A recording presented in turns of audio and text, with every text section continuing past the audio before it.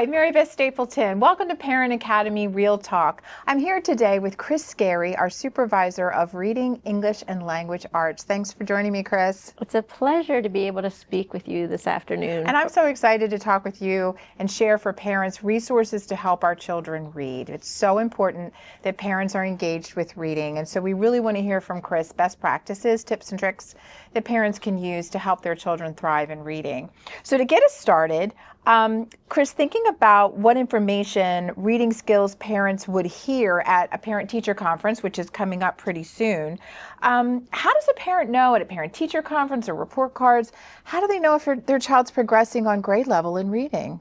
One of the things that's important is thinking about the different standards that are covered during your child's language arts time. And so we have foundational standards, so it's important for parents. Those are understanding the skills around phonics and phonemic awareness. So how well does your child know their letters and their sounds, and can they blend? If we had a word like cat, would the students know that there's 3 sounds in that word? And then after our foundational skills, which are so important as reading blocks in our primary grades, you really want to start to think about your child as a whole reader. So how are they at reading fiction versus nonfiction? How are the language skills, which often involve vocabulary and grammar skills? And then a strong connection to reading is, how is your child as a writer? Can they express their thoughts? We do informative writing and narrative writing and opinion writing. And then the last standards that fall in language arts are listening and speaking. And so when you think about the processes, it really is, can our students then be engaged in discussion and use those standards? And so I think for our parents, just knowing going in that full picture of what I want to ask about my child as a reader, because they are all integrated together. That makes sense. So it sounds like it's not just, is your child reading words? It's a whole bunch of other things that are a part of that reading language arts conversation you should have with the teacher. Correct. And most students do have a preference in one area of reading. Maybe they, are a student who just loves informational text on dinosaurs. And so it's also then finding out, what are those fiction type strategies that I could work on as a parent, or vice versa. So that whole picture as a reader, and we use different assessments for each one. Yeah, that's what I was going to ask. So as a teacher is sharing information with a parent, I think sometimes parents get wrapped up in that report card grade, right? If they're getting a grade, older kids. It's really more important to have that conversation around what assessments teachers are using to keep them on track. So could you share a little bit about that? Yes, it's really important that we use a variety of tools, and teachers do on a consistent basis. Some of those are more informal. So what is the teacher seeing in classroom during reading activities? What is the teacher hearing the student share as a reader, their understanding? They can assess through what are they seeing the children write about their reading. Remember, comprehension is happening in your head. And so the only way we can unlock that and know is the student understanding, which is the goal of reading. Do you understand what you read? Not just can you decode the words, but do you understand? And so the only way we can get a picture inside that head is to what they say, or what do they write. And then at a district level, we also fill teachers' toolkits with different, more formal assessments, some screening tools, so that if our students are beginning readers and the phonics seems to be a question, where are those skills? We have phonics decoding inventories. And then as a parent at the conference, really ask the teacher, how is this child performing? We have what's called an iReady reading assessment.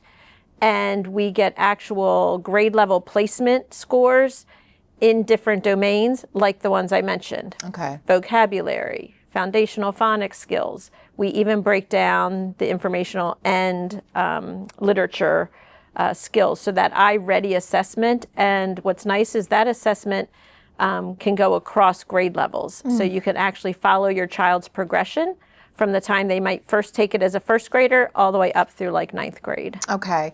So when we're talking about parent-teacher conferences, just to remind everybody, that's just elementary school that we're talking about. But then thinking about teachers' use of that information, what can parents do at home once they hear the teacher sharing? What can they do to help support the learning in class? So I know as a mom of 4, and I know you're a mom too, sometimes you hear information that your child might be lagging or your child might be behind or your child might be, kind of excelling, and you just want to make sure you're really helping them progress. How does a parent do that? I think the first thing is ask the child's teacher. Okay. Because then you can actually get pinpointed strategies and know on a reading progression or a writing progression, where's my child and what can I do at home to move them forward. I can give some generic ideas. Yeah. And the one thing that the research supports more than ever, especially today with our students who sometimes are losing interest in reading, is if I'm the parent, how can I make sure to ignite that interest? Build my child's curiosity, give them access to books, whether that's taking them to the library to get books. We have different intervention platforms that parents can have their child get on at home to access books. But I can't emphasize enough that the research shows if parents at home, I kind of call it the to, with, and by procedure. Okay. Read to your child. And believe it or not, that can go beyond just when they're little, want to climb in your lap. Reading to kids, even up through 5th grade, when you're reading a book together and you're on the edge of the seat kind of sharing that. Reading with the child, that can be more of a read aloud time, and encouraging the reading by the student. So giving them maybe a cozy place to read, a special time just to be together. Because when the reading happens in that way, remember those listening and speaking and comprehension skills can be enhanced because now they have a parent also asking them questions about what they're reading, and talking back and forth, summarizing the book, predicting what might happen next. And so again, that those opportunities for reading to, with, and by become really important because you're also building oral language skills. The more you can point out words in their environment, you should be able to ask your child's teacher, what are the sight words they're working on that week? Okay. I encourage parents, students like to manipulate and have, we kind of call it that multisensory approach. Yeah. And so building little phonics toolkits with your child at home, where inside there might be counting cubes for how many sounds. There might be chips for, let's think about how many would I put out if I was building a word like that. How many sounds do you hear? And it's not how many letters, it's how many sounds. And that TH makes one sound. So those type of activities, a little whiteboard for students to write a favorite word and play word games. And so again, those little tools that you have at home can, again, reinforce what they're learning at school. Well, that's wonderful. That's a great resource for parents. And thinking about other resources, I know you have some on the website that we can share, but any other ideas for resources for home? Yes. So I do encourage parents to visit our hcps.org site. We're excited that on that site, we worked with reading specialists who are experts across all of our elementary schools to provide parents with activities, games, and resources for each of the areas that I talked about. So if your child's teacher were to say, Mary Beth really needs to work on her fluency, there's resources on there that a parent can click the fluency button for that specific grade level. I think also a resource on that site is sometimes parents just knowing what's the next unit, what are the next skills going to be. And so you can look at it like a roadmap. Here's all of the skills my child's going to learn this year, unit by unit.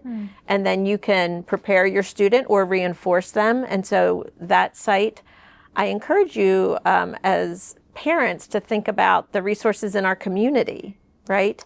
One of the biggest factors also for reading achievement is students who have a lot of background knowledge, that they bring that to the books they're reading, and it helps them to understand them better. Thank you for your passion and your joy on reading and language arts and your leadership in this. It's so essential, so thank you. Thank you for having me. And thank you, parents, for joining us. We're excited to hear about your child's reading journey this year. We'll see you next time.